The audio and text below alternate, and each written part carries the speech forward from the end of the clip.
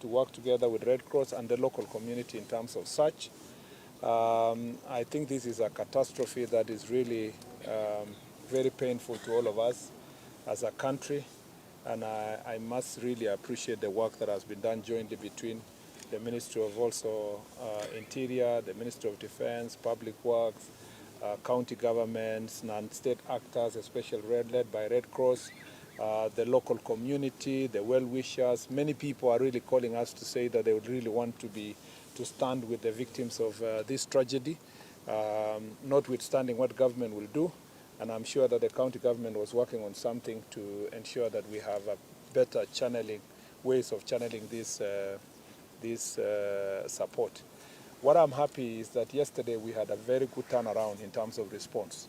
And I hope that going forward we will continue farming up our capabilities as a country to respond to disasters. And with climate change, this is a phenomenon that we will be dealing with as time goes. And I want to wish all the injured persons quick recovery, continue condoling with the families that lost their loved ones, and request all of us to support each other. I have asked yesterday the local community to work together with the chiefs, the assistant chiefs, and the Ngao officers to make sure that all of us go to safe grounds. As the rains are still on, it's important that we move many of these people to the safe grounds. Along the entire Kerio Valley is actually under threat as it continues to rain, all the way from these sides of Baringo, Keyo side, Marakwet, West Pokot. There is always danger of landslides. And I think that our Ngao officers, our county commissioners, the regional commissioner is well briefed to make sure that we give out early warning and an alert to everybody to go to safe grounds. And if we work together like this, we'll be able to resolve this issue. Kwa hivyo ningetaka kuwatakia familia ambao wameumia, wamepoteza ndugu zao, tunawafariji, tunawatakia nguvu ya kutoka Mwenyezi Mungu, na wale wenye wameumia tunawaombea wapone haraka, na tunawashukuru madaktari kwa hospitali mbalimbali ambao wamejitokeza kusaidia wale wapone. Kwa hivyo siwezi kusema mengi sana kwa sababu ndugu yangu Geoffrey ashasema, na tunasaidiana pamoja kusonga mbele. Ninaamini ya kwamba tutapiga hatua kubwa sana leo kuhakikisha kwamba tumewafikia wale wako mashinani, na miili ambayo zimepatikana leo asubuhi na wale wamepotea bado wanatafutwa.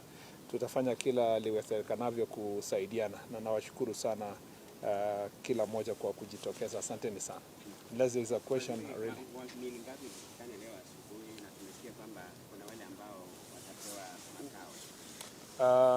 In terms of the bodies, yesterday, I remember I announced yesterday that there are 21 bodies that were found.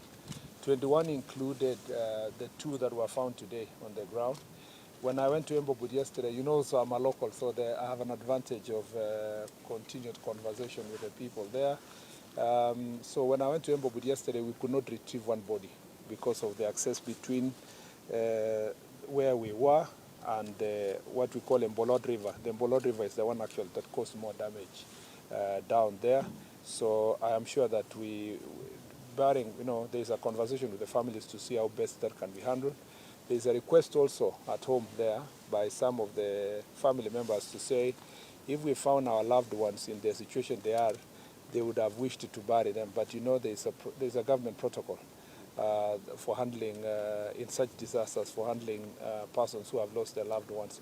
We will be engaging them to make sure that is dealt with. Today, I think the search should be able to lead us to a number of persons who are missing. And in law, you cannot say they are dead until they are established that has happened. So the missing persons should continue being sought.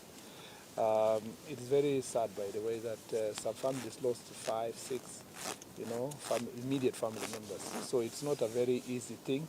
I am sure that the team has also updated you that a priority now is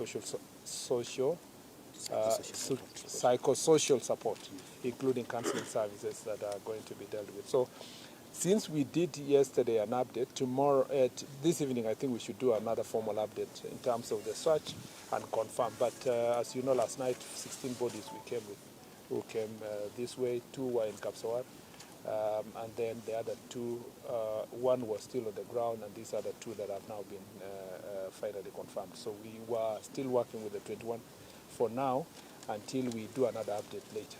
Is it possible to move these people from this area?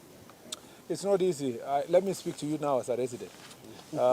You see, the biggest problem with this issue is deforestation, the problem of landlessness. Remember that when we moved people from Mbobut, again I was in the task force that we worked on that issue, we moved them below the road. Some part of the below the road was still in the forest, but it was a compromised position for the time being so that you can find a better settlement. But now if you go further to the escarpment when this, and I had a chance to go around that place, a lot of this landslide happened in the Mbobut ward side. If you go further now where people own their own personal land, you will find that the kind of farming methods are precipitating this issue. Remember this ancestral land. If you have to move everybody in Mbobut, you close the whole ward.